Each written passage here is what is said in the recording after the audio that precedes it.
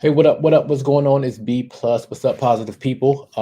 I am excited to be sitting in this chair talking into this mic tonight. This was completely random, and I understand I'm a little bit late hopping on the stream. I was watching the WNBA game, and more specifically, Game Three of the finals, and Aja Wilson just did her thing. She just did her thing, knocked down the game winner. So that's why I'm late. But why I'm here is because Ruslan came out with his brand new book entitled "Godly Ambition." Came out. I don't know when. It might have came out yesterday, which would have been October the 7th. I'm not sure, so don't quote me on that.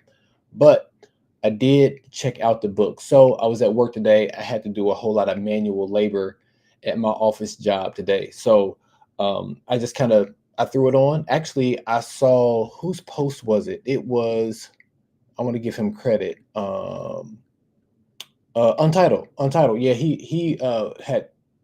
he talked about the he talked about the book on Twitter. Sorry, I'm all over the place because I haven't done this in a while. And what up to my big bro? What up to my big bro hanging out with me tonight? What up, V? Hope all is well with you. But yeah, so I saw his post. I was like, oh snap, the book did come out. But the funny thing about it is that when he first talked about the book back in the spring, and it was called Godly Ambition, it really kind of set off some triggers for me personally, because I'm just kind of like, that word ambition. I just had people around me who it was either one or two things. And I had a faulty definition of the word ambition. But before I get into all that, just a little bit of context. So I've been a fan of Ruslan. The first time I heard Ruslan on the track was he was featured on Swoop's Spring Fling mixtape. And he did a phenomenal job. And then I caught one of the breaks, and I've been a fan ever since. So it was fun diving into the book just in general because he was referencing things that I vividly remember, like the weeklies, when he was getting shout outs from Gary V. It's funny. It was a weird time, not a weird time like in a bad way, but I was getting hip to Gary V, and then at the same time I was getting more hip to Ruslan, and they just kind of converged together. So that was really really dope moment. Um, and him just talking through so many things like the Patreon community. I was a part of this Patreon community early on. I actually have a YouTube video, gosh, maybe 6 years ago, because I had just started my YouTube channel doing album reviews, and I was in a Patreon community, so I was asking him questions about everything, and he ended up going to my channel and talking about it and giving me like pointers on it and things like that. So it really was bringing back a lot of different memories. And I don't plan on being here long, but as you can see, I go down rabbit trails and I can't stop. So I don't plan on talking longer than 20 minutes, 25 minutes tops. So and I see I got some folks stopping in here. Feel free to holler at me in the chat. I will definitely be interacting there. I am live currently right now on Twitter. I'm never calling it X, YouTube, and also on Twitch. So, but yeah, so all that being said, I'll go back to what I was saying. I have faulty views of ambition for two reasons. The first reason was a lot of people who had a lot of ambition were jerks, and they just kind of ran over people. I'm talking about coaches. I'm talking about some of my fellow athletes, some of my teammates, um, pastors. Let's talk about that.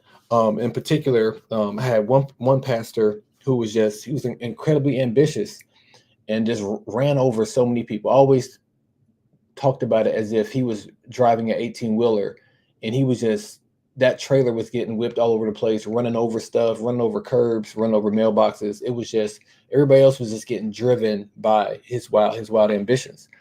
And it really kind of colored what that was for me. Um, and I'm getting a little bit ahead of myself because I did take notes, but anyway, so let's get back to the topic at hand. We're talking about this book. We're talking about ambition. We're talking about the fact that I had some bad examples, and it just brought up like these bad triggers. So going back to April or back whenever when he talked about the book, I was just like, I have no interest in reading this book. Like I remember that vividly. That's why I had that in the thumbnail. Like like this book isn't for me, because I've never thought about myself being like this incredibly ambitious person. And actually kind of I steal some of Ruslan's framework when I talk about me being a creative. Like I'm a creative with the seatbelt. I'm not an entrepreneur. Like I'm definitely a creative. I didn't realize that until like maybe when I moved to Texas about, gosh, it'll be in a few weeks. It'll be 9 years of being down here in this in hot Texas. It's October and it's still 90. Um, so I never thought about myself as being a creative and entrepreneur. Now my brother who's in the chat, he's a creative and an entrepreneur. Like he different. He different. I have the ability to, if I need to, and I've done it for a number of years, work an office job and do all my creative stuff on the side, and it's going well. Especially here lately, like some things have really been taking off and popping off. So I give all that as context because I wasn't really particularly interested in the title of the book or the topic of the book because of, like I said, how my life experiences has colored that particular topic. So with that being said, that I want to dig into the back half of the chapter. So actually before that, let's say this. If you have Spotify Premium, you have the ability to listen to books on with your premium account. So you can just look up a book title and you can listen to the book. I've done that with numerous books. I'll try out a lot of books. So I was doing this after Untitled had talked about it, and I got through the foreword and I got through the introduction, and I was just like, hold on, like he's hitting this from an angle that I really wasn't ready for. And I was like, okay, I need to actually invest. So I went over to Audible and I got the book. And I tweeted about both of that. Like first, I mean, it was a little tongue in cheek, like, what is Ruslan talking about? And then I actually started listening to it and I was just like, okay, he's actually talking. He's talking good. I was like maybe a couple paragraphs in on chapter 1. I was like, all right, stop it. I'm going to invest in it. So I invested in it, listened to it. I listened to chapter 1 twice, and I was listening to it on the way home. And when I pulled into the garage, I was just like, I need to feed myself some, can't think of the word, but I need to keep myself on my toes and go live. So before I can think about it, I walked in the house, I created a thumbnail, I posted it, I set up my restream saying I'm going live. So that's why I'm here. And there's the context to why this book is hitting me the way that it's hitting. And like I said, we're going to pick up towards the end of the chapter. And I have snippets from the audiobook. And I have 2, maybe 3 snippets. And we'll kind of go from there. So here is the first one. And he's just going to give a definition of godly ambition. I think it's really good in a sense of framework to actually challenge me and is opening me up to the concept of this book. So let's get into it.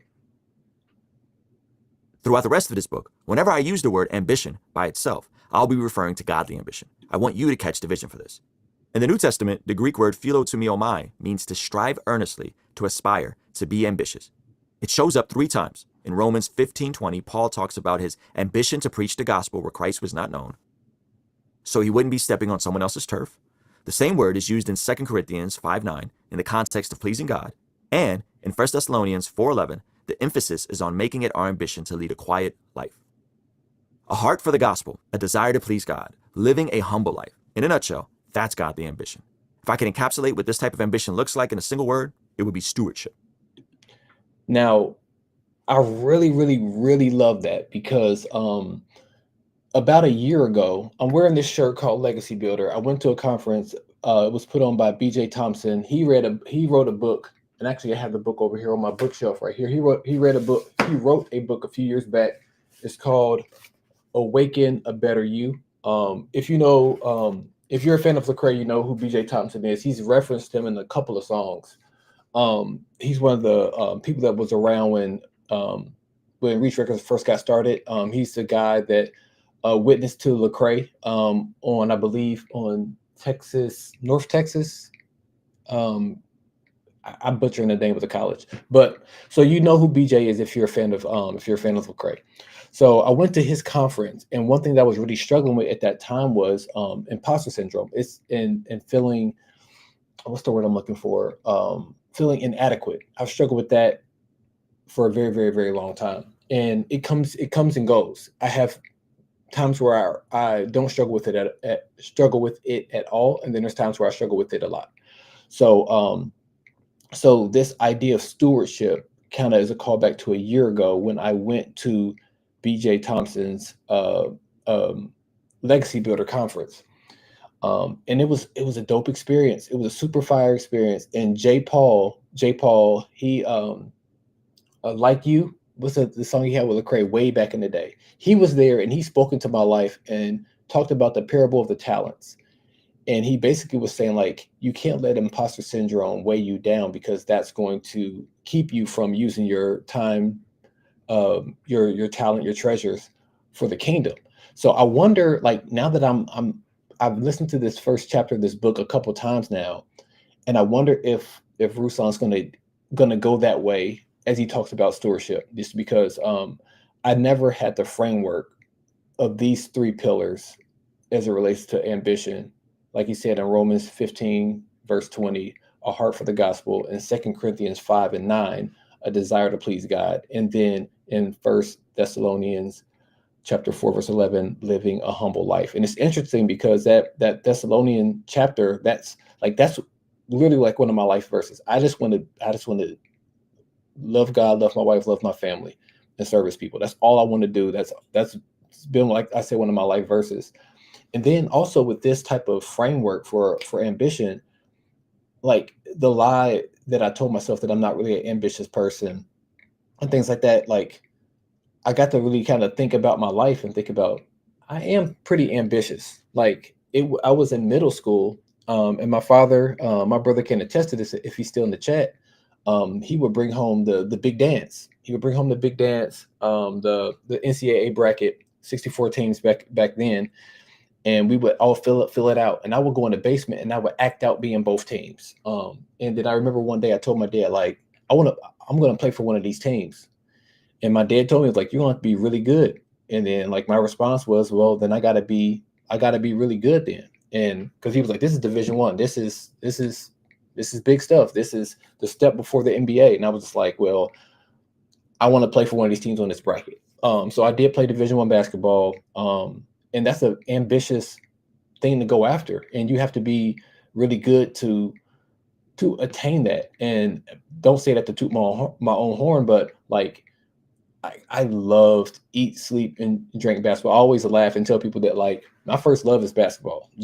I love Jesus later. I love basketball. It was my first love. It's not my greatest love, but it was my first love. So so this was just really, really a cool way to, I guess, challenge my perception of just the word, and this kind of confronting my triggers around that word. So the next clip that I want to play, I created some one thing I like about Audible, you can create bookmarks and you can quickly jump around in there. So this next one is a clip about the Last Supper and about how, well, actually, you guys were here. And let me get to, and here we go. Let's look again at the scene during the Last Supper when Jesus' disciples are duking it out over status, even as Jesus is moments away from betrayal and crucifixion. Jesus, patient and wise, tells his disciples in response, the kings of the Gentiles lord it over them, and those who exercise authority over them call themselves benefactors. But you are not to be like that. Instead, the greatest among you should be like the youngest, and the one who rules like the one who serves. For who is greater, the one who is at the table or the one who serves? Is it not the one who is at the table? But I am among you as one who serves. Luke 22, verses 25 through 27. Jesus doesn't rebuke their desire for greatness. He redefines greatness and redirects them toward service. He contrasts the worldly model of leadership, which often involves exerting power over others, with the kingdom model, which is rooted in service and humility. He positions himself as the prime example of the servant leadership, underscoring that true greatness in his kingdom is not about being elevated or having authority over others, but about being a servant to all. So I like that particular passage is because in the same way that Jesus challenged this ambition that they had and redirected it, I feel like that's what this first chapter has kind of done for me. Like I just kind of, I don't know why. I don't know why, what was going on back in the earlier part of this year. Actually, I do know. I was going through some tough things.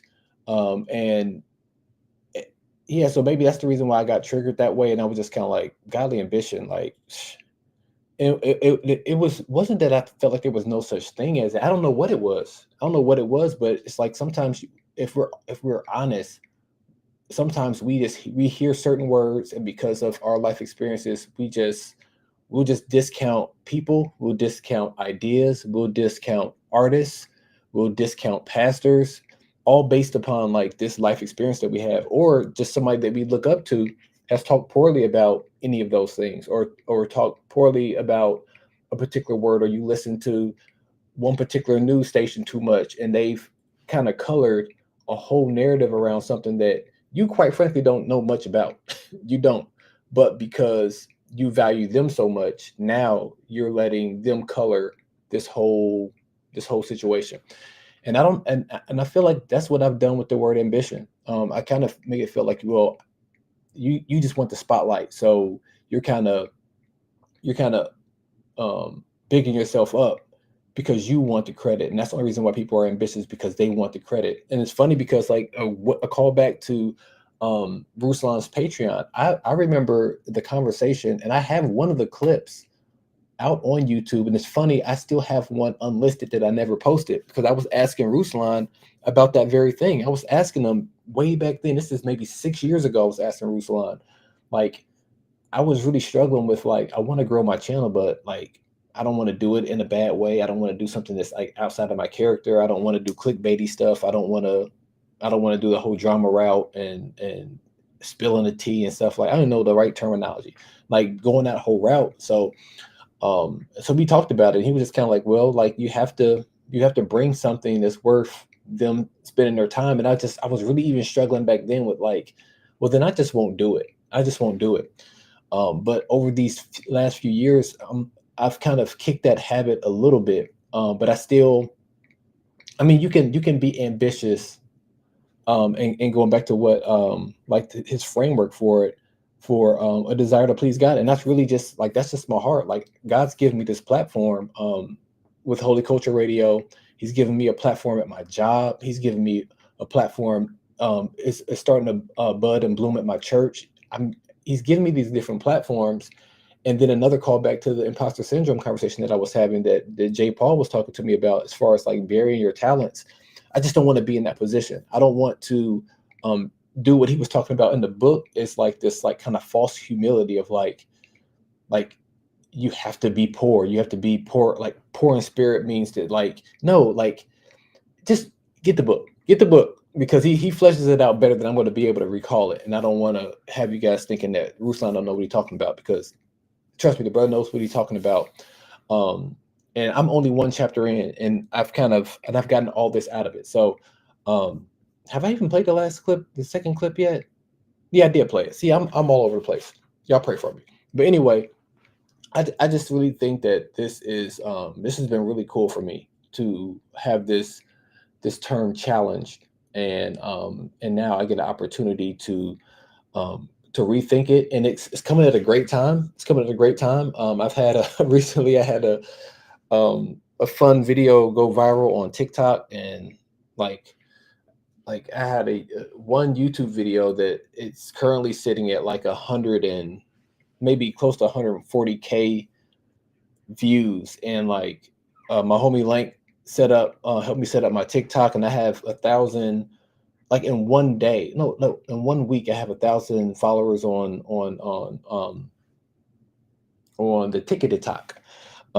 So I have this platform, and I'm just trying to figure out a call out to Tripoli. I'm trying to figure out which way to shout the loudest, because I really am just trying. I have a desire to please God.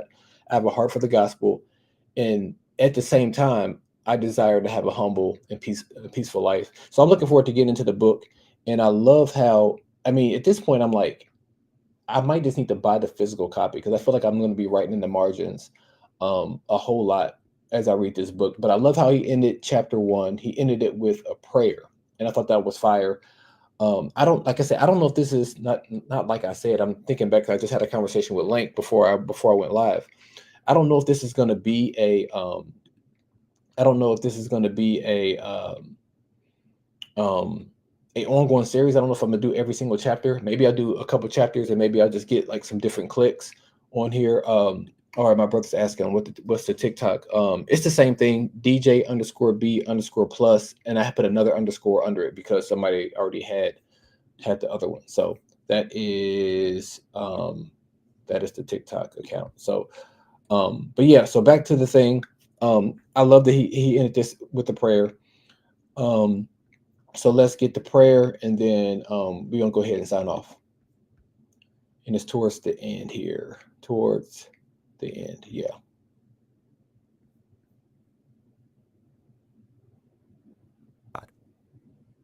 Lord, thank you for creating me with drive, desire, and determination. These are gifts from you to steward. Everything I have, including my time, talent, and treasure, is for your glory. You have gifted me to bless others, so help me live out that high calling. Lord, I know I'm prone to build my own kingdom and promote my own name. I'm hungry for the approval of others. At times, I'm addicted to affirmation. Forgive me for the ways I make it about me instead of you. Remind me that I was created for your glory. Help me delight in proclaiming your goodness to the world. I commit to serving others with the gifts you've given me. I have been blessed to be a blessing. I submit to you, Jesus, even when you call me to places and positions I'm reluctant to embrace. I will follow your lead one step at a time, this day and forever. Please pour out favor on the work of my hands. Increase my skills and knowledge so I can become excellent in everything I do. Where I lack ambition or am tempted to settle into apathy, stir me to action. Light a fire in my heart to maximize every opportunity, gift, and task for your glory and the good of the world. Lord, I give all my ambition to you. My life is yours. In Jesus' name, amen. So so that's it. That was chapter 1. That's all I got from it. Again, I've been discussing Godly Ambition. It's by Ruslan, and the tagline for the book is Unlocking the Full Potential of Your Time, Talent, and Treasure. So I've been a fan of Ruslan for a long time. And full disclosure, I did not think that. I mean, it wasn't on my radar to read the book because the topic was just kind of like, I didn't have a good, like I said, I didn't have a good definition. I had a faulty definition for it, but that first chapter was perfect. It kind of set the stage. I'm looking forward to hopping into the rest of the book. Will I be coming back each and every chapter? I don't know. But I will make some bookmarks, and maybe I will come back in some way, form, or fashion, and do this. So, Ruslan, appreciate your heart for ministry. Man, I feel like in a lot of ways, I feel like from afar, he was part of a part of my virtual community. Just like small things where he talked about like talent stacking, where he talks about just really getting in your word and knowing what you're talking about before you start speaking. It was just a lot of things that I feel like from afar he's kind of helped shape. He's kind of helped shape how I think and how I go about moving and just being sure about how I'm moving. So, and I got a chance to meet him at Smokefest. He was at Smokefest there in Nashville. I believe he might have been there for some different reasons. I think they were shooting a documentary. So he was there for that and just to support the culture. So he was on a panel. He was on a panel on the second day of the and it was a good panel too. I think I have the audio. I think I recorded that on my phone. So I need to go back and check that out. I forgot he was there for that. I think him and Preston and it might have been Michael having a conversation with one other person. D1 was there. So yeah, so I praise God that Ruslan, he is not like me. We are very different, but I feel like a lot of times God uses people who are not like me to shape me and to challenge me. So that's what I got. I really appreciate you guys stopping by and checking out this live. I will give you guys back the rest of your night. Remember, I am live on Sirius XM. I'm gonna give some quick church announcements really quick. Let me see if I can get my screen up here. Where are we at? So I do host the Be Positive Music Show, and that can be found over on Holy Culture Radio. So if you don't have the Holy Culture Radio app, you can change that. You can go over. Actually, what you can do is you can just, where is it at? You can just click the screen right here, right now. Click that screen. You can get the Holy Culture Radio app. That will be fire. Also, you can feel free to go over to Twitter. You can hit this right here. Follow me over on Twitter. You can also follow me over on IG. You can hit that one. And just for everything that I have going on, I just got a chance to interview Lecrae last week, my first show back from my sabbatical. you can hit this link here and you can listen to that interview. I did get a chance to interview Sway from Sway in the Morning, and that interview will be going up probably tomorrow. If I get up early tomorrow, I should be able to get everything pressed up and ready for that. So either it'll come out Thursday or Friday. I haven't decided yet. So it might be tomorrow night. So I'm not very sleepy right now. So maybe I'll stay up and do it tonight. So that's what I have. You can hit the codes. So yep. So Be Positive Music Show Saturdays at 6 p.m. Eastern Standard Time, 5 o'clock Central, Sirius XM channel 140, and the Holy Culture Radio app. So with all that being said, I'm going to give you guys back the rest of your night. Peace in, confusion out, and be positive.